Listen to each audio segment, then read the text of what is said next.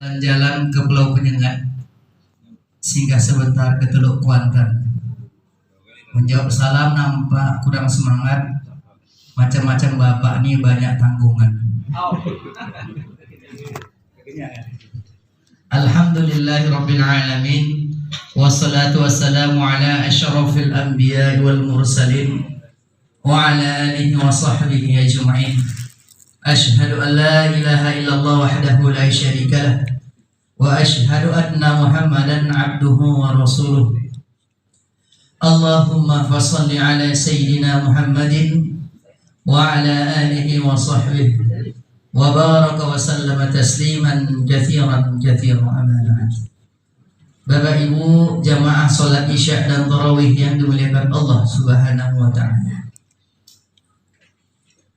bahwasanya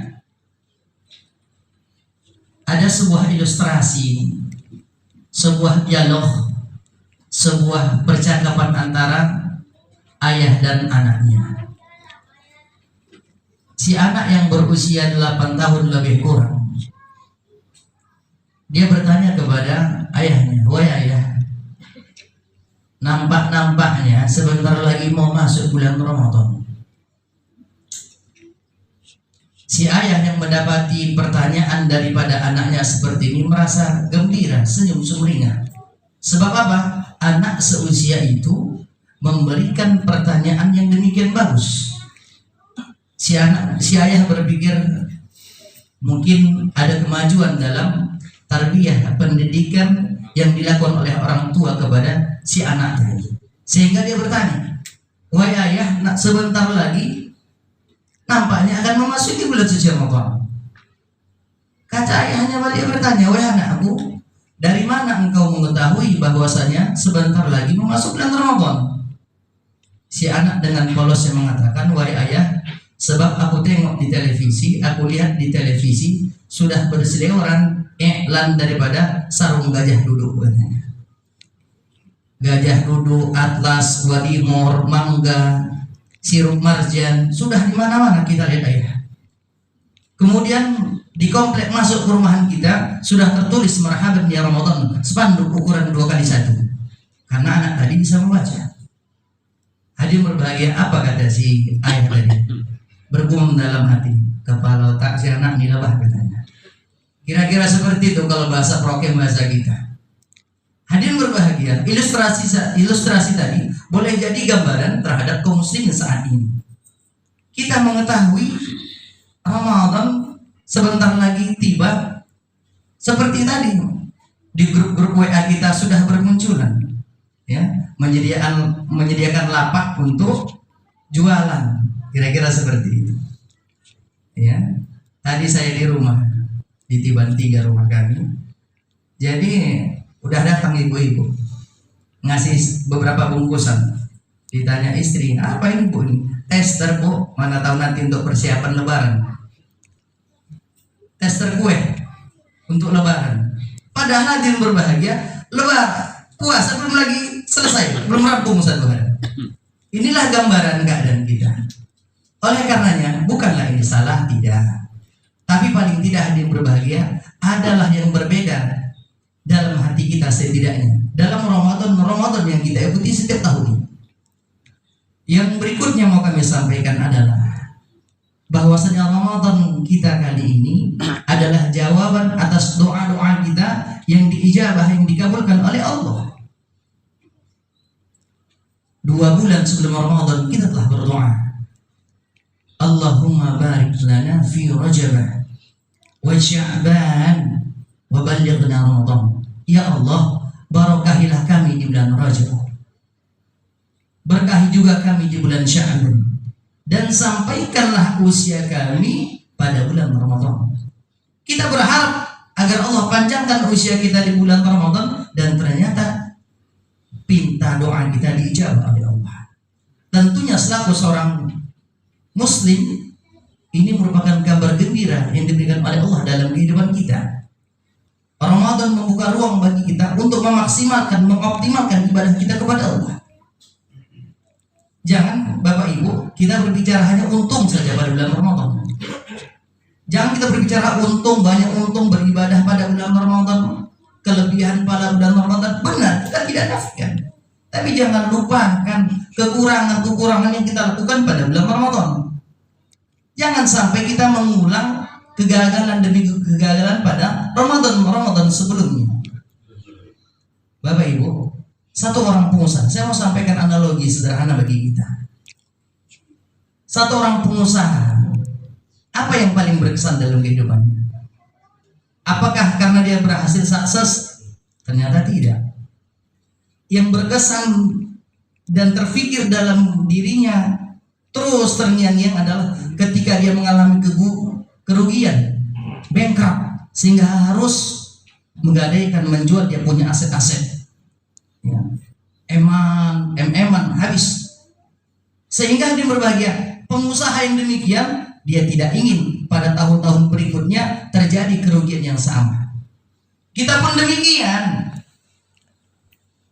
Janganlah sampai kegagalan, kekurangan pada Ramadan sebelumnya kita ulangi juga pada Ramadan yang sekarang kita dapati. Sama halnya seperti pengusaha yang sudah habis aset-asetnya, terjual segalanya. Kita pun tidak menginginkan demikian. Ramadan kita ikuti setiap tahunnya. Boleh jadi di antara kita ada yang sudah mendapati Ramadan dalam kehidupannya sudah yang ke-40 kali. Ada yang ke-50 kali. Ada yang ke-30 kali. Tergantung sejak mana dia usianya baligh sampai detik ini usianya dihirup, dia diberikan kesempatan oleh Allah.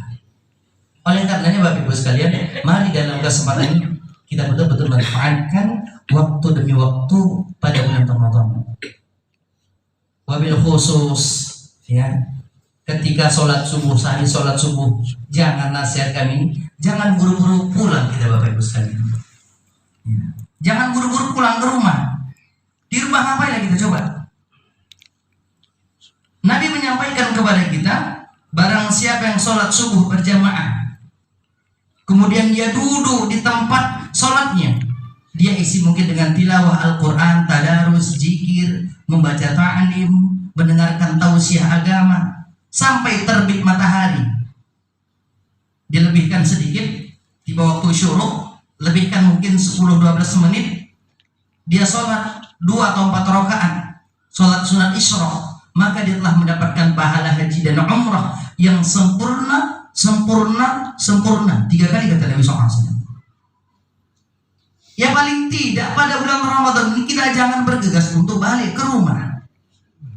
Ya paling tidak Bapak Ibu sekalian, kalau kita tidak bisa setiap hari 30 hari melaksanakan sholat ini, paling tidak ada 4 kali kita kerjakan pada bulan Ramadan. Apa itu? 4 kali sepekan.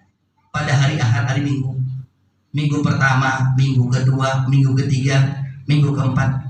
Mungkin hari biasa kita terbentur dengan aktivitas kita, rutinitas kita, pekerjaan dan sebagainya. Tapi kalau hari Minggu, pekerja kita tidak. Rugi kalau kita tidak memanfaatkan momen-momen seperti ini. Bukankah pahala sunnah ini seperti pahala wajib? Dan pahala wajib, ibadah wajib yang kita kerjakan itu dilipat gandakan menjadi 70 kali. Coba kita menggunakan logika kita dalam berpikir, hitung-hitungan kita dulu Bapak Ibu sekalian. Nabi menyampaikan orang yang melaksanakan sholat sunat isyraq 2 atau 4 rakaat ini mendapatkan pahala haji dan umrah. Saya kan bergerak dalam bidang travel Bapak Ibu, travel umrah. Oke lah kita katakan umrah itu 32 juta, ya. Umrah itu 32 juta. Kalau setiap hari kita kerjakan sholat isyraq, seolah-olah kita mempunyai invest aset 32 juta setiap hari. Cuman kadang keuntungan duniawi kita mengalahkan ini semua.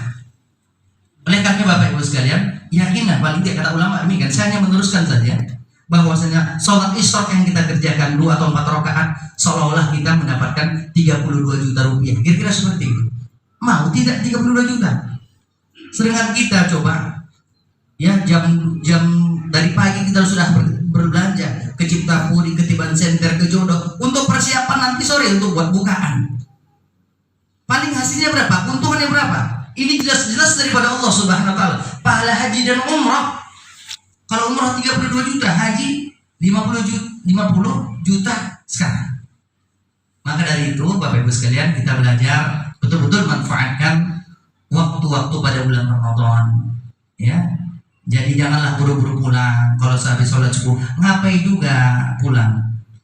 Nanti digesek kejadian, udah kena puasa kifaroh. Itu yang kita pikirkan. Coba 2 rakaat, paling tidak nanti hari Minggu. Betul, dapat pahala. Kalau ibu kerjakan ini, saya pun dapat pahala Bapak Ibu semua. Kalaupun tidak, kita yang merugi. Dan adalah kalau kami di Masjid Al-Isra Tiban 3 itu bertahun-tahun ada beberapa orang, dan biasanya orang yang istiqomah itu aja untuk melaksanakan amalan seperti ini.